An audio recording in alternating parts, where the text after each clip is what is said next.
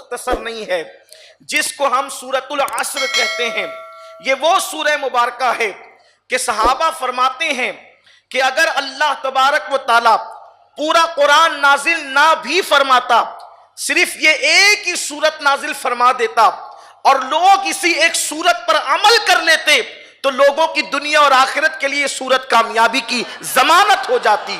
میرے پیارے آقا صلی اللہ علیہ وسلم کے پیارے دیوانوں، اس سورت کے اندر اللہ تبارک و تعالیٰ نے بہت ساری صورتوں کو ظاہر فرمایا، اور اللہ رب العزت نے بالخصوص اس میں ہمیں وقت کی اہمیت بتائی، اس لیے کہ اللہ نے زمانے کی قسم یاد فرمائی، اور زمانے ہی کو وقت کہتے ہیں۔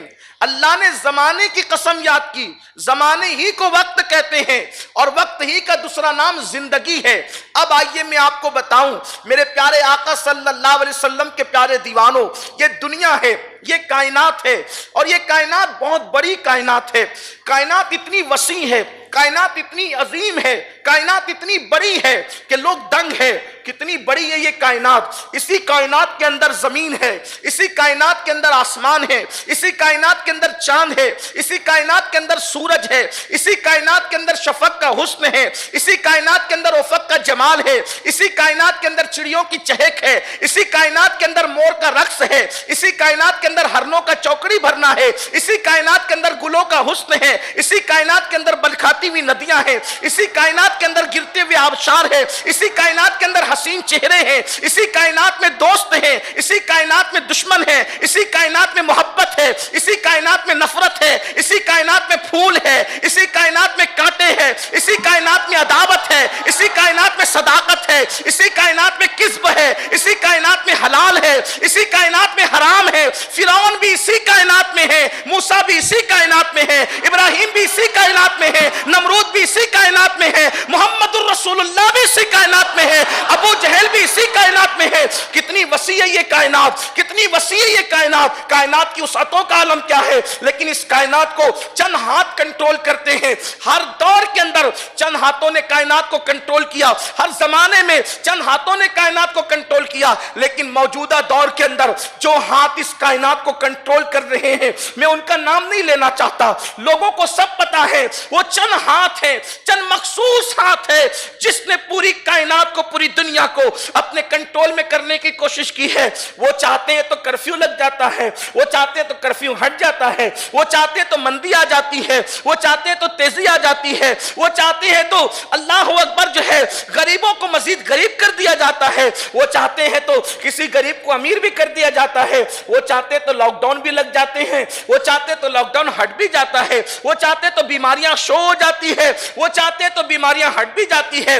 قرض کے وہ کنٹرول کر رہے ہیں، لیکن جو کنٹرول کر رہے ہیں ان کو ہم اپنی زبان میں سامراجیت کہہ لیں، یا پھر اسلام دشمن طاقتیں کہہ لیں، یا پھر فرعونیت کے اندر ڈوبے ہوئے انسان کہہ لیں، وہ لوگ اس وقت جو ہے اللہ اکبر پوری کائنات کے اندر اگر کسی کو دیکھتے ہیں ٹارگٹ کی نظر سے، سامراجیت زدہ انسان، مادیت زدہ انسان، تو وہ ان کو دیکھتے ہیں۔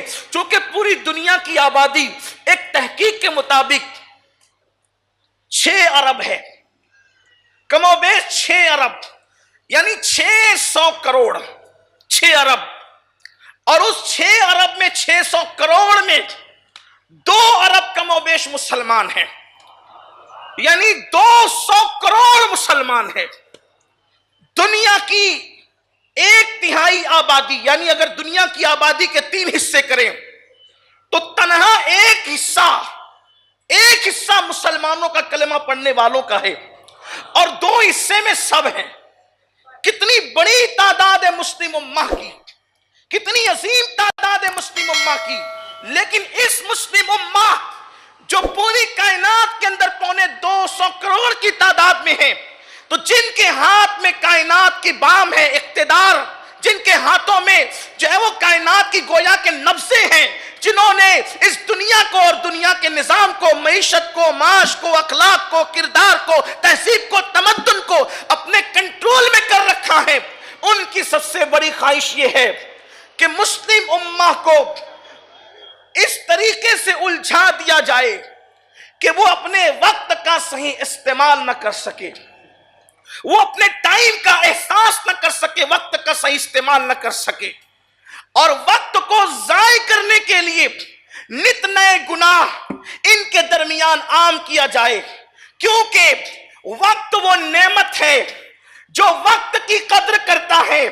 کائنات اس کی قدر کرتی ہے، جو وقت کو صحیح استعمال کرتا ہے وہ عروج کی منزلوں کی طرف جاتا ہے، وہ کامیابیوں کی شاہراہ کی طرف جاتا ہے، جو وقت کا صحیح استعمال کرتا ہے وہ اپنے وقت کا تاجدار بنتا ہے، وہ اپنے وقت کا کامیاب بنتا ہے۔ کسی مفکر نے کہا ہے کامیابی کی پہلی سیڑھی کا نام، کامیابی کے پہلے زینے کا نام وقت کی قدر کرنا ہے۔ جو وقت کی قدر کرنا سیکھ جاتا ہے وہ کامیابی کے پہلے زینے پہ چڑھ جاتا ہے۔ لیکن دنیا جانتی ہے جس دن مسلمان اپنے وقت کا صحیح استعمال کرے گا، جس دن مسلمان اپنے وقت کو صحیح طور پر برتے گا، اس دن یہ قوم سب سے زیادہ کامیاب و کامران ہوگی۔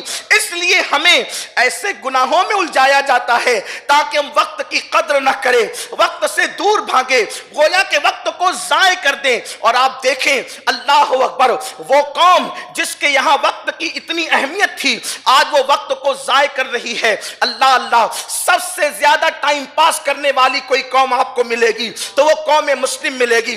پارکوں میں کس کی تعداد زیادہ ہے؟ مسلمانوں کی تعداد زیادہ ہے۔ گناہوں کے اڈوں پر کس کی تعداد زیادہ ہے؟ مسلمانوں کی تعداد زیادہ ہے۔ شراب کے اڈوں پر کون زیادہ نظر آتا ہے؟ مسلمانوں کی تعداد نظر آتی ہے۔ لطیفہ گوئی کی محفل کہاں سج رہی ہے؟ مسلمانوں کی یہاں سج رہی ہے۔ مشاعرے فحش مشاعرے جو ہے، اللہ اکبر، جس سے نفسانی خواہشات کا جو ہے وہ ظہور ہوتا ہے اور ابھاری جاتی ہے ایسی گندی غزلیں اور ایسے گندے مشاعرے اگر کہیں سجائے جا رہے ہیں، مجروں کی محفل ہو رہی ہے، آرکسٹرا کہیں پر ہو رہا ہے، تو معاذ اللہ گویا کہ وہ مسلمانوں کے درمیان ہو رہا ہے۔ اللہ اللہ، غرض کہ وہ کون سا گناہ ہے جو قوم مسلم کے اندر موجود نہیں ہے؟ میرے پیارے آقا صلی اللہ علیہ وسلم کے پیارے دیوانوں، ہمارے یہاں وقت کی کتنی اہمیت ہے۔ ہم بے وقت عبادت نہیں کرتے، حالانکہ اللہ نے ہمیں عبادت کے لیے پیدا کیا ہے، عبادت کے لیے پیدا کیا ہے، لیکن ہم بے وقت عبادت نہیں کرتے۔ نماز کو دیکھ لیں تو قرآن کہتا ہے ان الصلاۃ کانت علی المؤمنین کتابا موقوتا، کہ مومنوں پر وقت کی پابندی کے ساتھ نماز فرض ہے۔ یعنی اللہ اکبر، اگر کوئی عشاء کے وقت میں فجر پڑھنا چاہے تو وہ نفل تو ہو جائے گی لیکن فجر کی نماز نہیں ہو سکتی۔ فجر کے لیے فجر کا وقت آنا ضروری ہے، عشاء کے لیے عشاء کا وقت آنا ضروری ہے۔ اللہ کی عبادت تو کبھی بھی کی جا سکتی ہے، یہ وقت کی پابندی کا کیوں کہا گیا؟ وقت کا لحاظ کرنے کا حکم کیوں دیا گیا؟ اس لیے تاکہ مسلمان وقت کا پابند ہو جائے۔ آپ اسی طرح دیکھیں، نماز کے لیے وقت کی پابندی ضروری، رمضان شریف کے روزے کے لیے وقت کی پابندی ضروری۔ چاند دکھے گا، رمضان شریف شروع ہوگا تبھی روزہ رکھ سکتے، اس سے پہلے نہیں رکھ سکتے، اور چاند دکھے گا تو روزے ختم ہو گئے، اس کے بعد نہیں رکھ سکتے۔ عید کے دن روزہ نہیں رکھ سکتے، اس کے بعد صبح صادق سے روزہ شروع ہوگا، غروب آفتاب پر ختم ہو جائے گا۔ اللہ اکبر، روزے میں ٹائم کی پابندی۔ اسی طرح سال پورا ہو جائے تو زکات دو، زکات میں ٹائم کی پابندی، دیر کرو گے تو گنہگار ہو جاؤ گے۔ اسی طریقے سے آپ دیکھیں حج میں ٹائم کی پابندی، ٹائم کی بھی پابندی اور مقام کی بھی پابندی۔ یعنی 9 ذی الحجہ کو اگر آپ عرفات میں پہنچیں گے تبھی حج ہوگا، 8 کو پہنچے تو بھی حج نہیں ہوگا، 10 کو پہنچو گے تو بھی حج نہیں ہوگا۔ قربانی 3 ہی دن ہوگی، حالانکہ قربانی اللہ کو اتنی پیاری ہے کہ خون بہانے سے زیادہ ان دنوں اللہ کو کوئی عمل پسند نہیں ہے، لیکن کوئی 4 دن کرنا چاہے تو نہیں کر سکتا، اور اگر کوئی 2 دن پہ روکنا چاہے تو روک نہیں سکتا، 3 ہی دن قربانی ہوگی۔ اللہ اکبر، یہ کیا پیغام دیا جا رہا ہے؟ وقت کا پابند بنایا جا رہا ہے، وقت کی اہمیت بتائی جا رہی ہے۔ اللہ اکبر، جس قوم کا حال یہ ہو جہاں نماز بھی پابندی ہے وقت کے ساتھ، روزے بھی پابندی ہے وقت کے ساتھ، زکات بھی پابندی ہے وقت کے ساتھ، حج بھی پابندی ہے وقت کے ساتھ، ساری چیزیں پابندی کے ساتھ ہے، آج وہی قوم اپنے وقت کو ضائع کر رہی ہے۔ میری قوم کے جوانوں، وقت تو اس دریا کی لہروں کا نام ہے، جیسے دریا کی لہر ایک مرتبہ گزر جاتی ہے تو دوبارہ پلٹ کر کے نہیں آتی، اسی طریقے سے زندگی کا 1 سیکنڈ، صرف 1 سیکنڈ، زندگی کا 1 سیکنڈ چلا گیا، پھر پوری دنیا کی دولت خرچ کر دو، وہ 1 سیکنڈ پلٹ کر کبھی نہیں آئے گا۔ سب سے قیمتی وقت ہے وقت، سب سے قیمتی وقت ہے، قیمتی سرمایہ وقت، علم سے بڑا سرمایہ وقت، دولت سے بڑا سرمایہ وقت. کیوں؟ دولت کھو گئی، محنت کر کے پھر کما لیں گے، لیکن وقت چلا گیا، نہیں کمایا جا سکتا.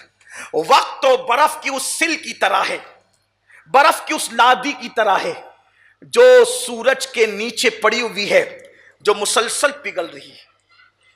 ہماری زندگی بھی ایسے ہی ہے، وقت جا رہا ہے.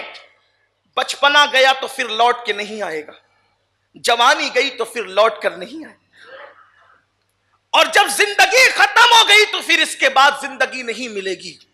اللہ نے ہمیں وقت دیا، اس کی قدر کریں. حضرت امام شافعی رحمت اللہ علیہ فرماتے ہیں کہ میں صوفیہ کی صحبت میں بیٹھ بیٹھ کر میں نے 2 جملے بڑے عظیم سیکھے، اور 2 جملوں نے مجھے بہت فائدہ پہنچایا صوفیہ کے. وہ فرماتے ہیں صوفیاء کرام کہ اگر وقت ایسی 2 دھاری تلوار کا نام ہے، صوفیہ فرماتے ہیں وقت ایسی 2 دھاری تلوار کا نام ہے کہ تم نے اگر اس کو نہ کاٹا، نہ استعمال کیا صحیح طور پر، تو یہ تم کو کاٹ کر رکھ دے گی. وقت کا صحیح استعمال کرنا سیکھو. اور اسلام دشمن طاقتیں مسلم امہ کو فیشن کے نام پر، گیمز کے نام پر، گانوں کے نام پر، سیریلوں کے نام پہ، فلموں کے نام پہ وقت ضائع کرنا، وقت برباد کرنا سکھا رہی ہے. اور ہم وقت برباد کر رہے ہیں پاگلوں کی طرح. 3 گھنٹے فلم میں بیٹھے ہیں، ہمیں احساس ہی نہیں کہ ہم نے کیا گنوا دیا. 3 گھنٹے کس کو کہتے ہیں؟ 3 گھنٹے ایک فلم کی نظر ہم 3 گھنٹے کر دیتے ہیں. کوئی سیریل دیکھنے بیٹھے 1 گھنٹہ اس کی نظر کر دیتے ہیں. کوئی دنیاوی میگزین پڑھنے بیٹھے اس کی نظر وقت ضائع کر دیتے ہیں. جبکہ اللہ کے رسول صلی اللہ علیہ وآلہ وسلم نے ارشاد فرمایا کہ جس نے دنیا میں اپنی زندگی کا 1 لمحہ ضائع کیا ہوگا، صرف 1 لمحہ، اس کو ہم سیکنڈ بھی کہہ سکتے ہیں، 1 لمحہ، جس نے اپنی زندگی کا 1 لمحہ ضائع کیا ہوگا، جنت میں بھی وہ حسرت سے ہاتھ مل رہا ہوگا کہ میں نے اپنی زندگی کا 1 لمحہ کیوں ضائع کر دیا. اگر اس 1 لمحے میں بھی میں اللہ کا ذکر کر لیتا تو جنت کی اس منزل میں نہیں رہتا، اس سے اعلیٰ منزل میں رہتا.